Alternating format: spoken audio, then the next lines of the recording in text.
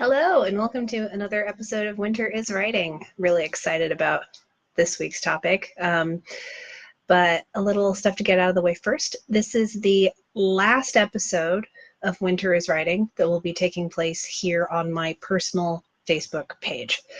Starting next week, I will be doing all of my shows from my business page, which is facebook.com/accountabilitymuse. I put the link in the description to this post. So if you could go and like my page so you can see future episodes, that would be awesome. And if you're really enjoying these episodes, please share them with your friends. That'd be really helpful. So on to this week's topic. Give it a silly little name so you have an idea for a story. Now what? And the reason why this is fresh in my mind right now is because today I actually started putting some time into working on Rose City Swing 2020, the happiest event on earth. I have a lot of work to do to make sure things run smoother and quicker this coming year. And I wanted to give a little peek behind the scenes of my thought process.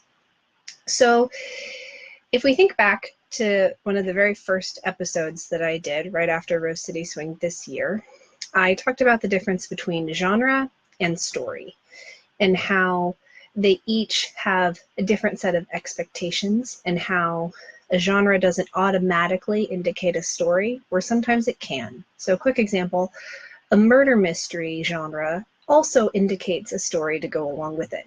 There's going to be a mystery, right?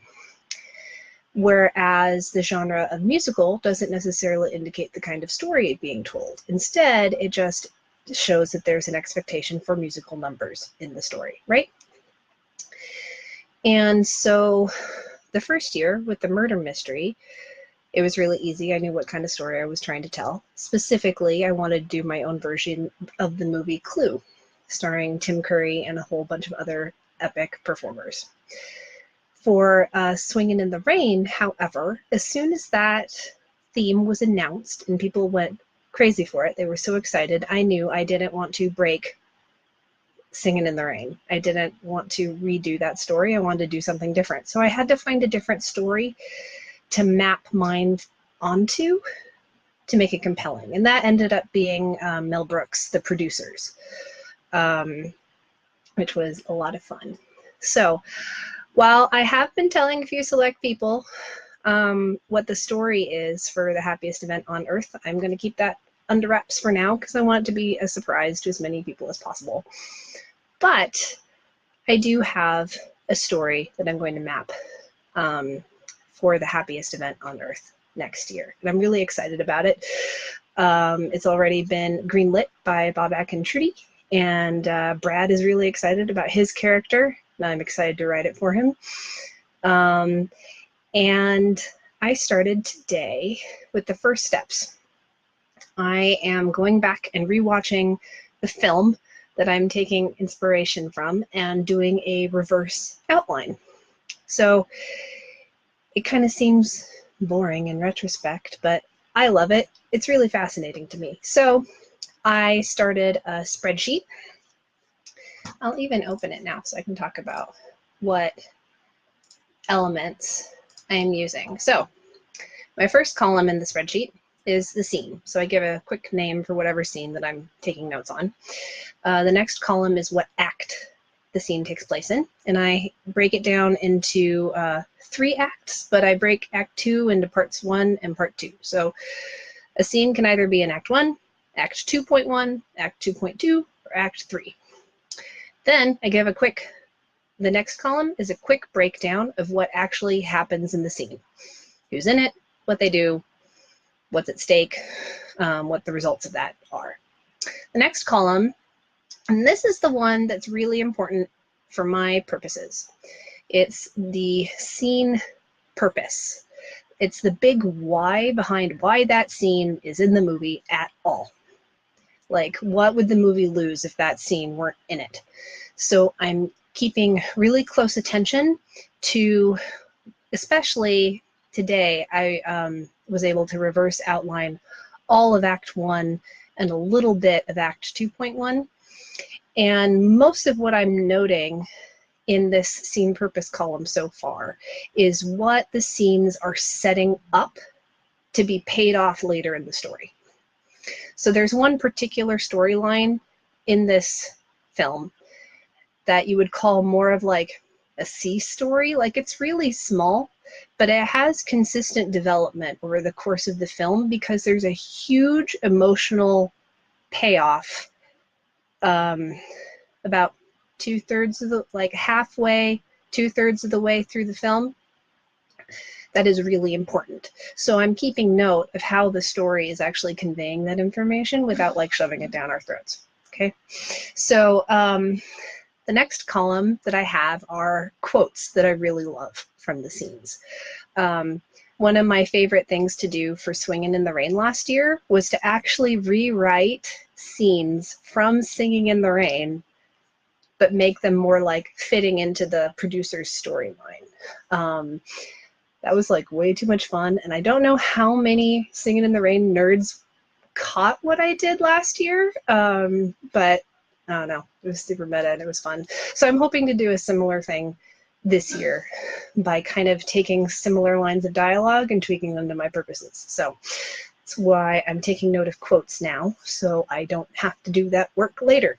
And then the final column in my reverse outline is just notes. Yeah. So I'm going through the film and I am just putting as much information into this spreadsheet as I need to really wrap my brain around this film and understand it on a structural level and on a character development level and how it's setting things up and paying them off later. Now, I did a similar thing for the murder mystery the first year. I did a reverse outline of the movie Clue, which was fun. I love that film, and I've seen it a gazillion times, but actually critically deconstructing it like that was really fun. I had a great time. I'm a nerd. And then last year I did a similar thing watching The Producers. What's interesting this year is I'm making my job harder. I have picked a more advanced idea every year that I have done writing for Rose City, and this idea kind of takes the cake. So while I am modeling my story from this film that I'm reverse outlining, I'm really doing something completely unique and different with it.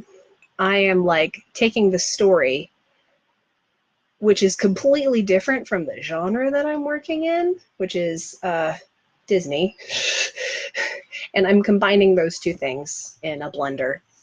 And to do it well, I need to be really cognizant of what my end goal is, because there are expectations to doing a Disney inspired theme.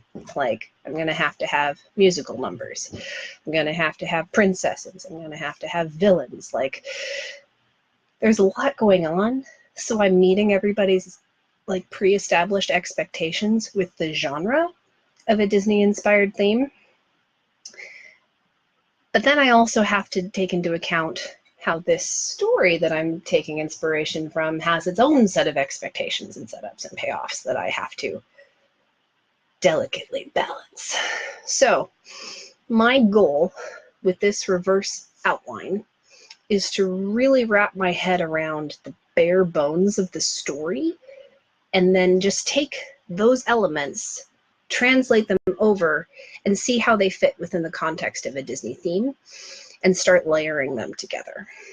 So back to the whole, like, you have a story idea, what do you do? I realize that I'm doing a very unique thing, but any writer who has a story idea, stage one is research and planning.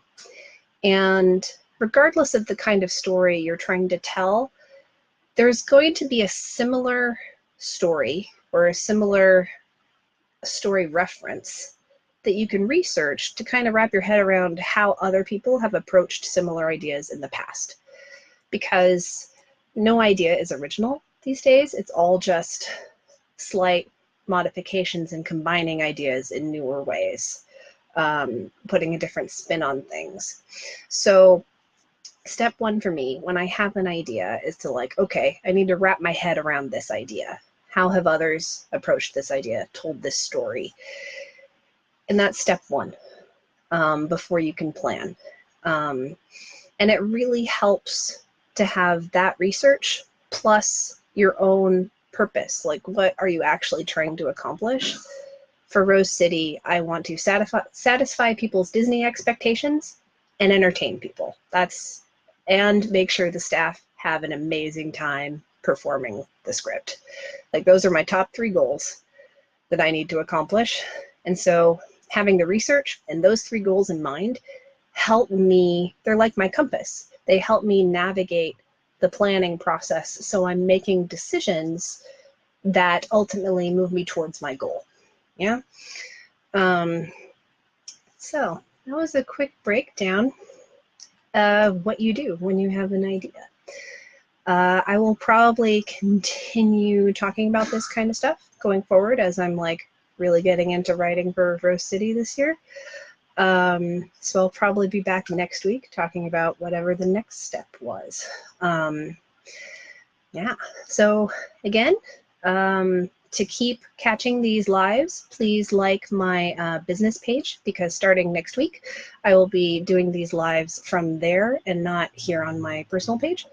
The link is in the description to this post.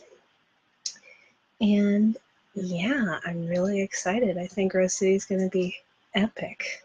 It's going to be so much fun. So have a great weekend, everybody. And again, if you have questions about writing or writing for Rose City in particular, just hit me up, let me know, and I'll answer them on a future episode. Have a good night, everybody.